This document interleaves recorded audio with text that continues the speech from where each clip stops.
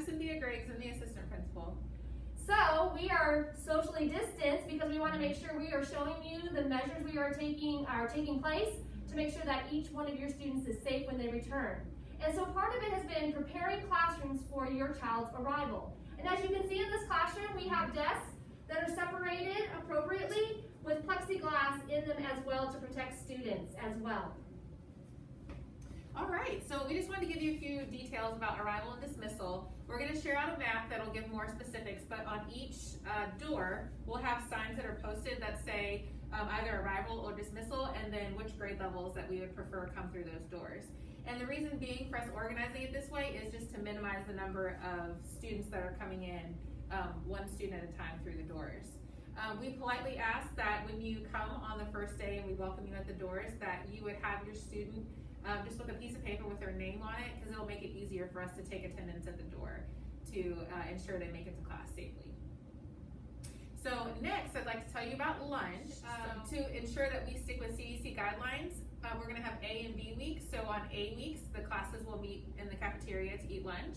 And then on B weeks, we'll have coverage that will come to the classroom so that students can eat with their peers and then also be supervised by a staff member as well too. All right, so moving on, school supplies.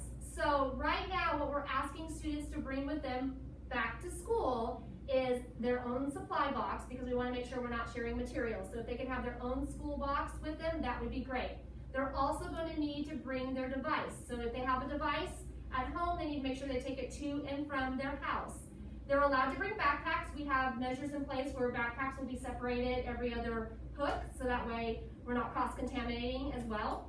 And they need to make sure they have a mask. It's really important that we come to school with our mask. So a mask, a school box, and your device. I think those are the three things. Teachers will definitely let you know if they need other things as we move on, but for that first day, we want to make sure you have those things.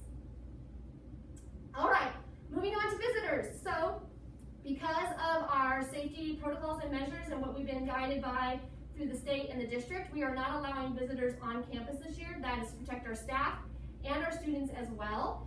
What we are asking is that if you need to come to campus to drop anything off, you use the new video camera that's outside of the doors. So there's a button that says press here. You press that button and it creates a video call to our office staff. And our office staff would be more than willing to help assist you any way that they can. So just please remember to do that piece as well. I think that's it for the visitors part.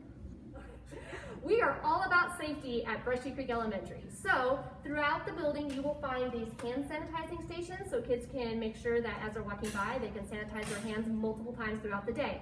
We also have markers in certain parts of the hallway which have that 6 feet away apart, so that way we can make sure kids are walking in the hallway at a safe distance from each other. And as an added reminder, we've posted these signs in the hallways that just are frequent reminders for students to stay 6 feet apart, to cover their cough or sneeze, to make sure that they wear their mask, that we clean and disinfect highly touched areas, so like doorknobs and things of that nature, and that we wash our hands for 20 seconds. Here in our cafeteria, we have seat numbers that designate students to sit to ensure that they're 6 feet apart while they're eating. They can still communicate with each other, but it ensures that they have a social distance. And then you'll notice on the ground here that we have floor decals where students can stand once it's time to line up to go back to class.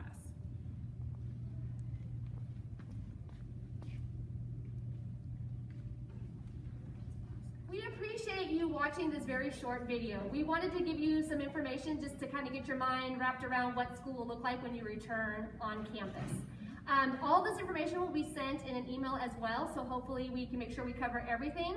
If there are any questions you might still have about on-campus learning, there will be a Google form on the email that you can fill out, and we will be happy to answer those questions for you. We will post the responses by Friday. Also, there will be a link to a Google form for our ITS, Ms. Garcia, with device questions, and because she wants to make sure she can support all the students who are returning to campus with a device. So please make sure you fill that out as well. We are super excited to have everyone back on campus. I feel like we've done a great job preparing for your children to be safe while they're here, and we can't wait to see them.